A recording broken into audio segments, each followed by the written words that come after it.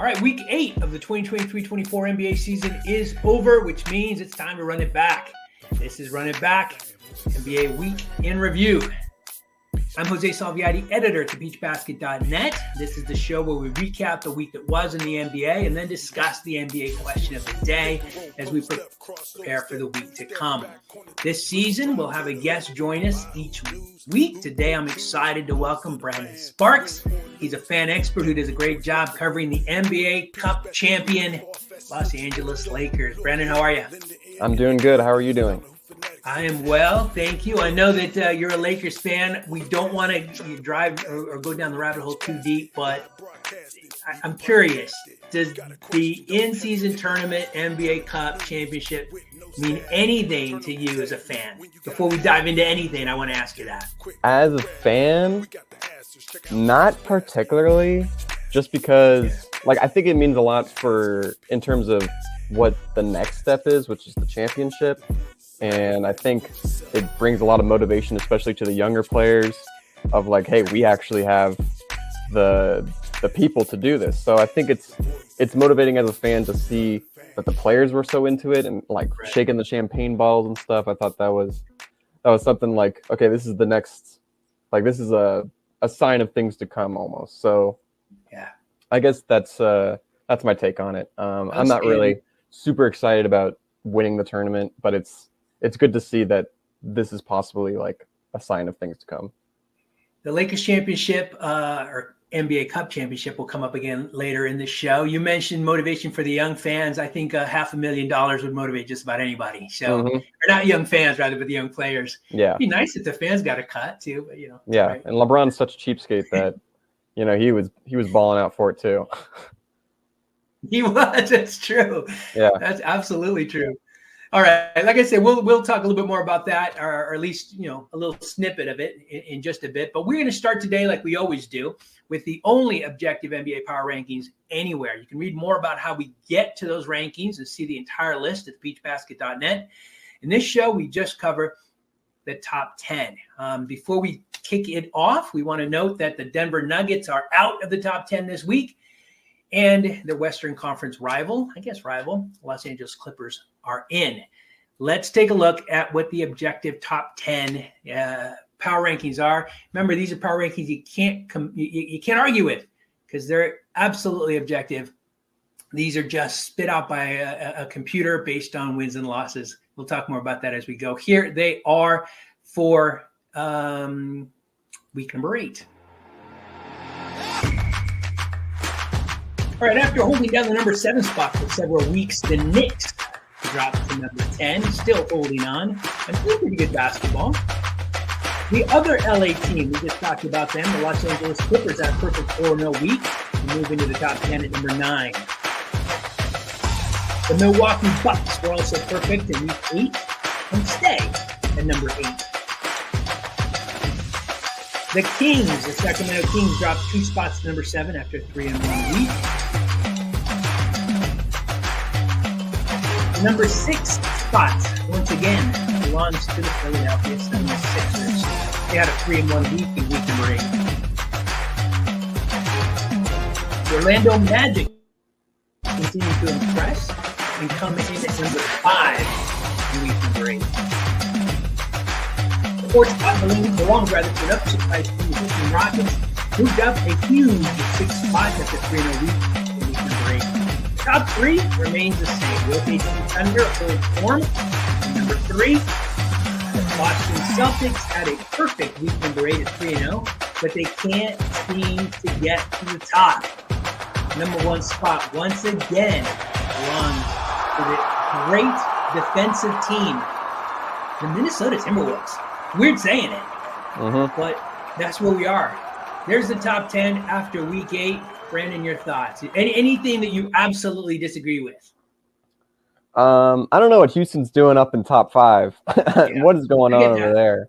I get that. Props to them for going from one of the worst teams in the NBA to top 5 in this algorithm. But definitely, I know there's the contenders and fakers or whatever they call them. Houston, I don't know where they're coming from, but I guess it's a good sign of things to come, like I said about the Lakers, but that's crazy to me. And also New York being above teams like Denver and even the Lakers, like, is kind of crazy to me. But after a 50-point performance from Brunson, that was incredible. I still can't believe Dallas gave him up for literally nothing. Yeah, absolutely. That's a conversation for another time, for real. Yeah. And we talked a lot about the right guy for Luka, and I think Brunson might have been him, but they weren't willing to pay, which is very, very, very strange. But you bring up a really good point, right? And I agree with you. When I saw this, I'm going to have to check my formulas because Houston that high looks a little odd. But my guess is that you get extra points when you beat a good team on their home court. So my guess is, and I haven't looked really, but Houston might have had a really good week beating some teams on the road. But yeah, that one is a bit of a head scratcher. But New York, right? It doesn't matter, right? How many points Brunson had? It doesn't matter. The Sixers just beat, I think, the Charlotte Hornets by 50 some odd points. That doesn't matter. It's just wins and losses, which makes this the only objective NBA power rankings out there. But yeah, it's always something that. Regardless, leaves you scratching your head, even though they're objective. But I am going to check on the Houston Rockets, admittedly. Let's shift our focus now to the players. These are the best to do it by average in week number 8. I always qualify this by saying, only because some people get confused by this, these are not the leaders in points or the leaders in average assists. These are just the best to do it by average: points, assists, steals, rebounds, and blocks in week 8, only that 7-week stretch. Let's take a look at who the best by average were in week number 8. All right, Giannis had 64 points. That probably helped his average. 39.3 to lead all NBA players in week number 8. 11.8 assists, Luka Doncic. Oh, wait a minute, that's Trae Young. I had the wrong guy written down. This is why I just read what I wrote. That was Trae Young. Apologies. Luka will come up later, though. Nurkic had a weird week, but he led the NBA in rebounds in week number 8. Fred VanVleet led in steals with 3 a game. And Brook Lopez, look at that block, led the NBA in blocks in week number 8, and he'll do that again and again and again. He is a surprisingly good defensive player. The Lakers had him. Talk about teams that should not have let people go. How about the Lakers letting go of Brook Lopez? Big mistake, yeah? Well, I don't know if he would have turned. I don't know. Like, at the time, we were in such a weird spot, and we kind of just had him because we traded away the terrible contract of Timothy Mozgov. And we had to throw in D'Angelo Russell on top of that to get rid of Mozgov. And, we just weren't contenders, and he was on the older side of the league. So I think it was best that we gave him up, even though, now he's so incredible. It makes you think, there's so many players the Lakers had at one point and then lost, so it's best to just not think about it. It's hard, right? Because when you think about, obviously Lonzo Ball's career has not gone the way anybody expected. Yeah. But Lonzo Ball and Brandon Ingram and Josh Hart and Alex Caruso, that team would be pretty special right now. But then you don't get AD, you don't win in 2020. So there's always those conversations to be had with Laker fans in general. But we're going to keep our focus on the players. We just showed you the best to do it by average. These are the best to do it overall in week number 8. The best dunk, the best dime, the best deny, the best dagger, the best dazzler. And I know this is an oxymoron, but the best dud of the week. Let's take a look. Oh, and I got to preface this too. Apologies to Keegan Murray, who had an incredible 11 3-point shots in a row on his way to 12 total, but that wasn't the dazzler in the week. Apologies also to Jimmy Butler, who made a great dagger shot to win the game, but that wasn't the best dagger in week number 8. Let's take a look at which were. Top overall in week number 8. Shea Gilgeous-Alexander was playing the world champions on their home court and did that. That tops it. I'm sorry, Mr. Butler. The dime, Luka Doncic. This is why I confused it earlier. Look at this wrap around the defender, no look pass. Luka's doing things we haven't seen since Magic Johnson. Big guys don't look good when they dunk. Wemby does. I don't know why. Look at this block. Straight up, Jamal King met him at the summit. Boom. Great tonight. The Dazzler. It's the first to ever do it. They need it. They deserve it. NBA Cup champion, Los Angeles. Straight back to business, icing up. I hate to draw attention to this, but that's the dud. Oh man. Yeah, man. You know, and his and we're gonna talk about Draymond later. Right. But the first thing he said was, "Listen, I flail my arms, right, to draw attention to the foul." You know, I don't know. Let's save it. We can talk about that later. I'm bothered by it. But yeah, we will bring up Draymond later. That definitely belongs in the dud of the week. All right, that is our recap for the week. Now let's take a look ahead. We do this by discussing the NBA question of the day. The question of the day today is Draymond Green, or at least it goes back to Draymond Green. How long should he be suspended for? And is his suspension fair? All right. This is the big story right now. And again, there's some amazing things going on. Keegan Murray with those, incredible, the incredible performance. Kareem Abdul-Jabbar, talking about the Lakers, recently, fell, broke his hip. For my money, the best player to ever do it. I'll have that conversation with anybody. Cap was it. So we're certainly, hopes and prayers and thoughts and everything else up for the captain. But this is the story that is pretty much dominating the NBA right now. So Brandon, I need your thoughts. How long? It's a two-parter. Should he be suspended for? And is his suspension fair? What do you think? So I think talking about suspension right now, we have to bring up Ja Morant too. Yeah. And he was suspended for 25 games for not harming anybody, for doing something legal. He was just happened to be on camera, and he was suspended for 25 games. Wow. Draymond is actively hurting players on the court consistently. Rudy Gobert, like a week or two ago, and now this with Nurkic. It's starting to become a trend and not a good one. And I think it should be handled just like Morant, if not even more severe. So at least like 25 games if it has to have a number on it. But they could also go with the Kyrie Irving approach, which is he was given a set of things to do in order to come back to the court.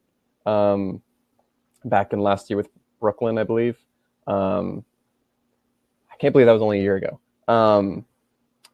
But with the Kyrie Irving suspension situation, I think it could be handled in that way too, of just indefinite until you do these things and the Warriors believe that you are prepared to come back to the court and they believe in what you're saying.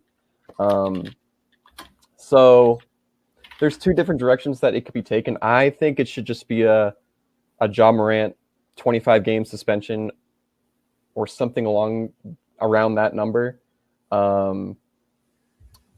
But I mean, it's up to the NBA at the end of the day. But either way, I think is a good way of handling it is the indefinitely until certain criteria is met, or 25 plus games. Yeah, I like that. I'll just add a little color. Number one is the suspension fair. Absolutely, right. Of course, you can't not suspend him. Yeah, I love what Steve Kerr said. Right, and he said it's weird to put a number to it. Right, 5 games, 6 games, 11 games, 25 games. Right. At what point is Draymond going to be ready? Only Draymond knows. Right, but you've got to you've got to draw a line in the sand if you're the NBA. So the way you outlined it was great, right? Comparing it to Ja Morant. I think the right approach has got to be somewhere between that and, the malice in the palace, right? Run our test. got 86 games, the longest Crazy. suspension. So the sweet spot has got to be somewhere between there. And I know that's a huge range, right? But somewhere between 25, 86 games. But it's got to be because of what you said. The Ron Artest thing was, there were fans involved. It's different. So it shouldn't be 86, but it's got to be somewhere in the middle there. And what you said too, in terms of not only are we going to suspend you, you're not going to play, you're not going to get paid, but you got to do X, you got to do Y, you got to do Z. I think that's important, and it really drives that message home to Draymond that things have got to change, man. He's such a talented player, but he's going to be remembered for this, right? More than he's going to be remembered for the good that he's done. We're going off on tangents. I don't usually do this, but I got to ask you, because somebody brought this up to me earlier, and I never really gave it a thought. But in your mind's eye, is Draymond Green a Hall of Famer? Yeah. I mean, Defensive Player of the Year, runner-up multiple times, and he's like he's the driving force of that Warriors team that has won 4 championships now. It's not like Curry's amazing, of course, and Clay, not currently, but Clay back like during the championship days was incredible. Yeah. And Draymond was just like he was the distributor almost of the ball, and he played like a point forward type thing while Curry was just running around in circles trying to get open while everyone set illegal screens. But Draymond was definitely like the driving force of how they won those championships. So like without him, I don't think they would have won even one championship. So I think he's definitely a Hall of Famer. But yeah, even with the suspensions and how his career is going on a downward slope right now, there's no denying that.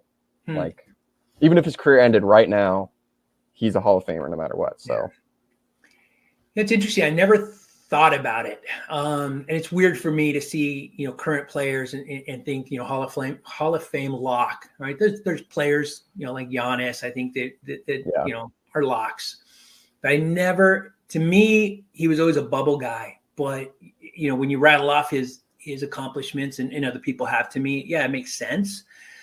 But I wonder, right? I wonder if this stuff is gonna tarnish that reputation, and if it's going to keep him from the Hall of Fame. I doubt it, because he's still right defensive player of the year. He was a steals leader in 2017 as well. 4-time All-Star and a world champion multiple times over. So, it just seems to me this overshadows all of that good, and it's unfortunate. But I think we agree, suspension fair, and suspended for at least a significant amount of time. What I'm hearing right now is at least through year end, but I don't think that's enough. But we'll see how it plays out. Well, that's it. Week 8 of the 2023-24 NBA season is in the books. Join us next week after week 9 when we once again run it back. Brandon, appreciate the time.